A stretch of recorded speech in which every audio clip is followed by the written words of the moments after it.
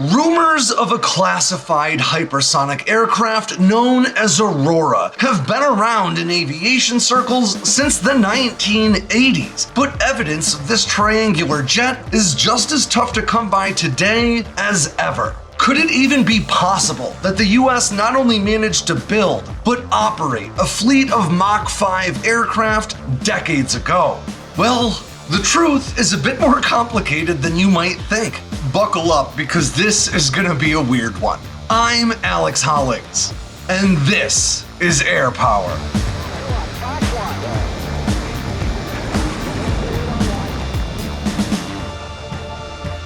A few weeks ago, I hopped on Twitter and asked you guys if you'd be interested in me diving into some long-standing aviation mysteries like Aurora, even if I couldn't draw hard conclusions based on my research. And the response was overwhelmingly positive. So I thought it was about time I tackled this huge topic. But before I get into it, I want to make sure I highlight the incredible artwork of Rodrigo Avella, who not only let me use his work for my FAXX story a few weeks ago, but also for this story about the Aurora program. I met Rodrigo a while back now, when Popular Mechanics hired him to do the artwork for my cover story about the NGAD program, and I am just blown away by his work. If you like aviation art, Rodrigo's the guy for you. I'll include a link to his portfolio and his Instagram in the description below. Now, Aurora is a legend that's literally been snowballing for decades, and as soon as I started diving into this, I quickly realized that I don't think I can fit this all into one video and still do it justice. So this is going to be part 1 of 2, and by the time we're through with both of these videos, I'm pretty confident that we'll be able to put the legend of Aurora to bed. Of course, it's important to remember that the very nature of these highly classified programs really means I won't be able to say with 100% certainty that the conclusions I draw are right. But I have a secret weapon. And that's the compounding hindsight of literally dozens, if not hundreds, of journalists and researchers and internet sleuths who've been trying to get to the bottom of Aurora since 1985. And by standing on the shoulders of those proverbial giants, I'm pretty confident I've got this one figured out. After poring over historic media reporting, declassified DoD documents, eyewitness accounts, and more forum posts than you could photograph from the U-2, I can honestly say it seems extremely unlikely that the US ever had an operational fleet of secret hypersonic aircraft. But, and here's an important but, that doesn't mean something like Aurora never darkened the hangar doors at Area 51. And in fact, there's a fair bit of evidence to suggest that it did, or at least something a lot like it. It's really important to remember that there's a wide margin between technology that's sufficiently mature and reliable enough to mass produce and put into combat operations, and cutting-edge tech that may be within reach, but that just isn't sustainable from an economic, resource, or even a political standpoint. In that way, aircraft are a lot like smartphones. The ones you buy aren't full of the latest technology on the market. They're a collection of slightly older tech that you know is reliable and can be mass-produced economically for a target consumer at a target price point. Airplanes are no different. You may well be able to build an absolutely astonishing aircraft with a $2 billion R&D contract, but that doesn't necessarily mean you could kickstart a production line for that aircraft the following week. Technology demonstrators, prototypes, and small batch production of exotic aircraft are not just believed to be commonplace in restricted facilities like Lockheed Martin's Palmdale plant or the fan favorite Area 51, it's a verifiable fact. Sometimes efforts don't produce the intended outcomes. Sometimes they prove too expensive or maintenance heavy to be palatable. And sometimes America's secrets literally get buried in the desert, never to be spoken of again. And that brings us to the start of Aurora's story, because it really was born out of the idea that if the US Air Force really wanted to retire the high-flying, super-fast SR-71, they must have a higher-flying, even faster platform already in the works. And that assumption wasn't without merit. Within the secretive halls of the Pentagon and Congress, there was ample discussion about a replacement for the Blackbird. Now, decades later, irrefutable facts have really been twisted around hypothetical narratives so intrinsically that when you try to investigate the truth behind Aurora, it eventually leads you down a winding corridor of references to countless other real and sometimes imagined classified programs, including some that probably continue to this very day, things like the SR-72 and the Air Force Research Laboratory's recent Mayhem program. So in order to make sense of all this, I decided to sort any evidence I could find relating to Aurora into one of two categories. Either evidence to substantiate the idea that it was a technology demonstrator program, or some kind of exotic prototype used in testing, or evidence that Aurora itself was actually an operational aircraft that was really flying missions elsewhere in the world as early as the 1980s. Let's start on the technology demonstrator side of the house, because there's some really interesting evidence to suggest that an extremely fast aircraft was undergoing testing during the time frame that's often associated with Aurora sightings. On two separate occasions in April of 1992, a journalist named Steve Douglas was monitoring military aircraft channels in Southern California when he picked up some very unusual chatter. According to Douglas and his recordings, an aircraft with the call sign Gas Pipe was coordinating with air traffic controllers out of the nearby Edwards Air Force Base, and based on what he heard, the jet must have been flying at extreme altitude and speed. According to the story, the air traffic controller first said, "You're at 67,000 feet, 81 miles out," before coming on a minute later to say 70 miles out, 36,000, above glide slope. Now, coming in from 67,000 feet eliminated basically all of America's aircraft, except the SR-71 and the U-2 at the time, both of which were confirmed not to be flying on the days that Douglas recorded the radio transmissions. Longtime Aviation Week and space technology editor William B. Scott analyzed Douglas's recordings for the Smithsonian Magazine in 2010 and came to the conclusion that they were very likely real, suggesting that either the Air Force was lying about the space shuttle secretly landing at Edwards Air Force Base in 1992, or that Gas Pipe was some kind of high-speed classified aircraft. In August of that same year, Bill Sweetman and others from Jane's Defense Weekly, which if you're not familiar with is a very reputable defense outlet, published that seismologists from the U.S. Geological Survey had been recording tremors near the San Gabriel Valley in Southern California that were in keeping with a sonic boom from a high-altitude aircraft. Notably, these events always took place on Thursday mornings at right around 7 a.m., though Douglas's recorded radio chatter came on a Sunday and a Wednesday respectively, just for your own notes. I'm going to quote a 1992 LA Times interview with Jim Morey, a seismologist with the U.S. Geological Survey at Caltech. "All I can say is that it's something that's traveling through the atmosphere at several times the speed of sound in a general northeasterly direction." Based on the data, Sweetman believed that the sonic booms couldn't have been created by an aircraft that we knew about. It had to have been something faster. So he suggested it may have been a classified aircraft being tested out of Groom Lake, which most of us know as Area 51. Now that same summer, another reputable aviation outlet, Aviation Week and Space Technology, also reported on sightings of an unusual aircraft with diamond-shaped lighting seen flying in formation with two F-117 Nighthawks and a KC-135 refueling tanker near Beale Air Force Base in Northern California. According to those published eyewitness reports, the unusual aircraft quickly turned off its exterior lighting after joining the formation, and its engine gave off a distinct sound that was reminiscent of, quote, air rushing through a big tube.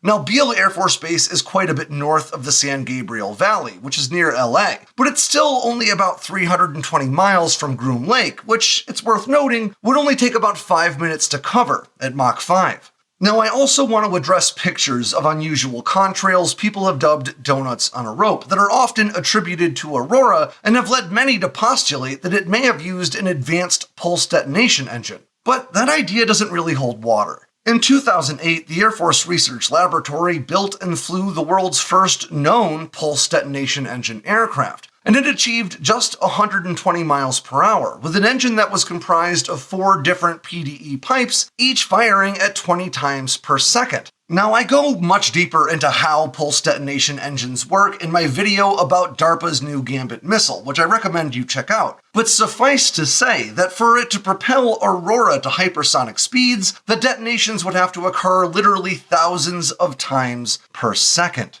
In other words, it wouldn't produce these blobs at visible intervals, these donuts on a rope people see in these contrails. It seems much more likely that if Aurora did exist, it probably used a liquid methane combined cycle ramjet or scramjet, which was posited by Bill Sweetman at the time in an article he wrote for the Washington Post. Now, you probably know combined cycle scramjets are still sort of the holy grail of hypersonic aviation, and it seems to be the focus of the Air Force Research Lab's Mayhem program, Lockheed Martin's SR-72 efforts, and builds off the same scramjet technology we see in a number of America's hypersonic missile programs in development. In my honest opinion, these reports really do suggest that Aurora, or something similar, may have been a real program aimed at fielding a hypersonic technology demonstrator that might later serve as the basis for an operational aircraft. But the earliest reported sightings tied to Aurora actually happened 3 years earlier and on a completely different continent.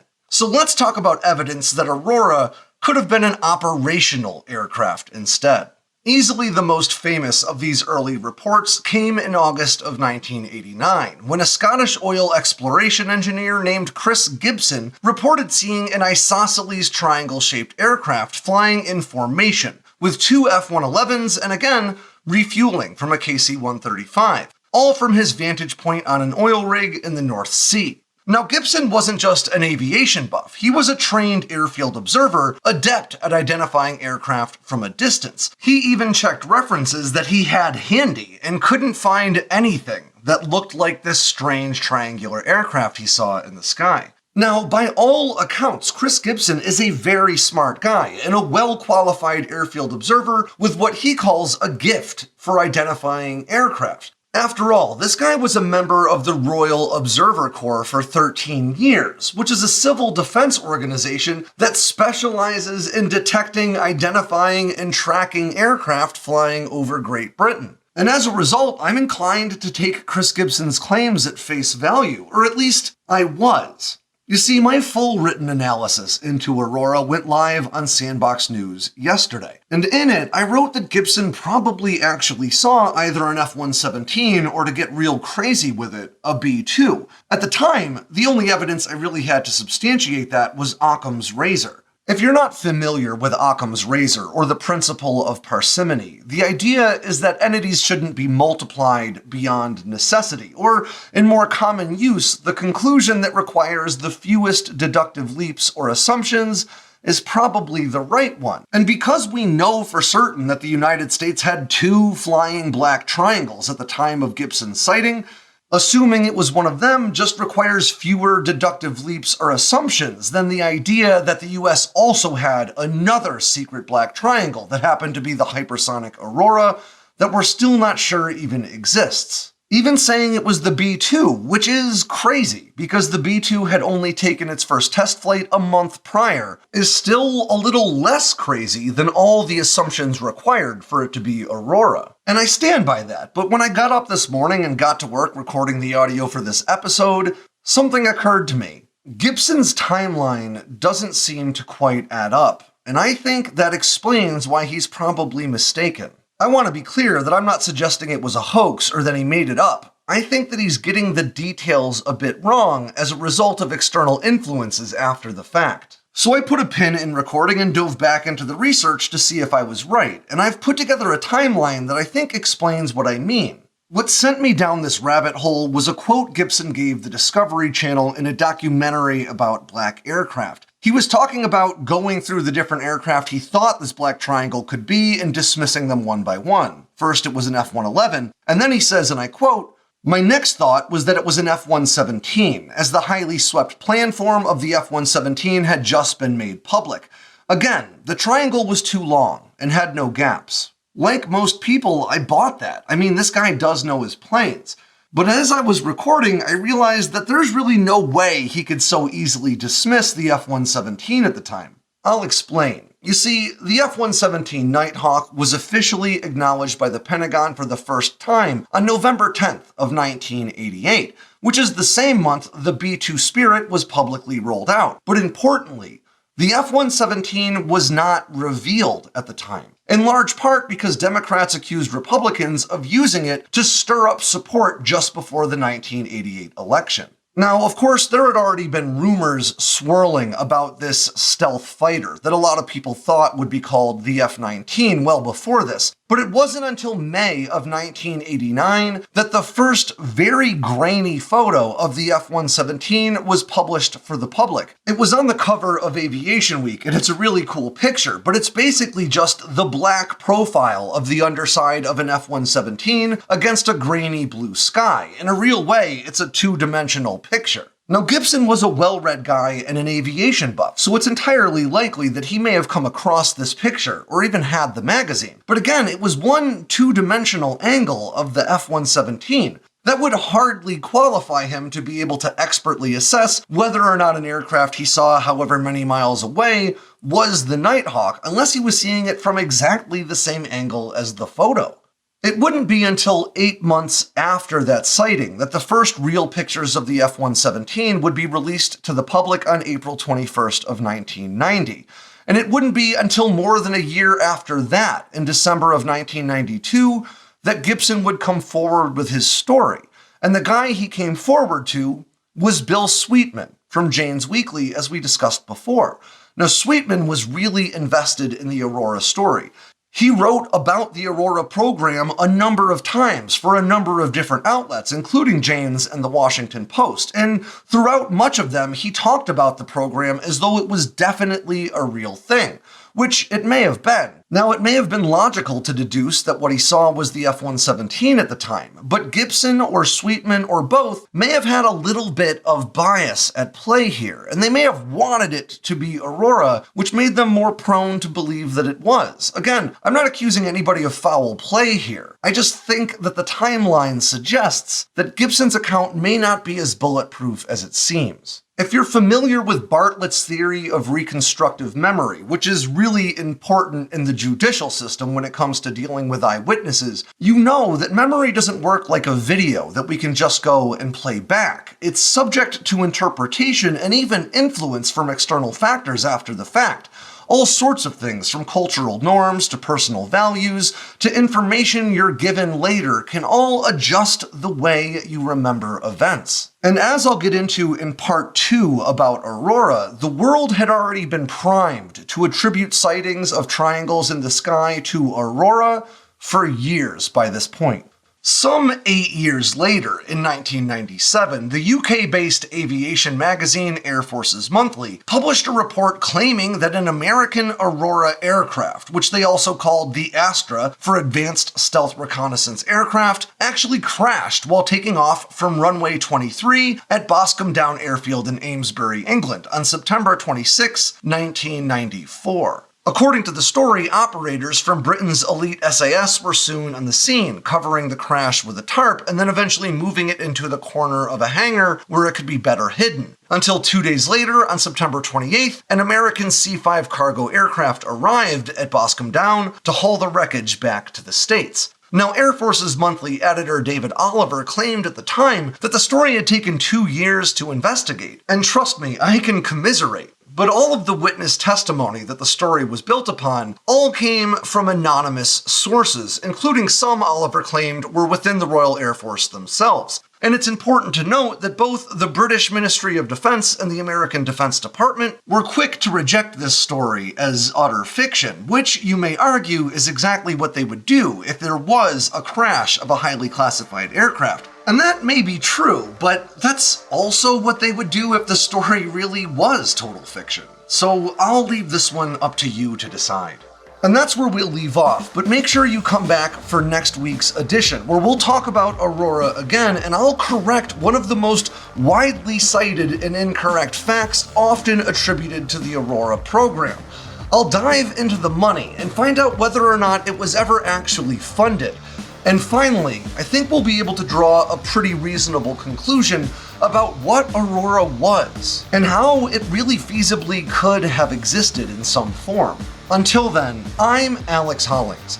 Make sure you swing by Sandboxx News today and every day for all the latest in news, entertainment, and motivation from all around the Force. If you got anything out of today's video, make sure to click like and subscribe down below, and leave me a comment so I know what I should cover next. And as always, make sure to click on that bell icon so you never miss a drop from Sandboxx News.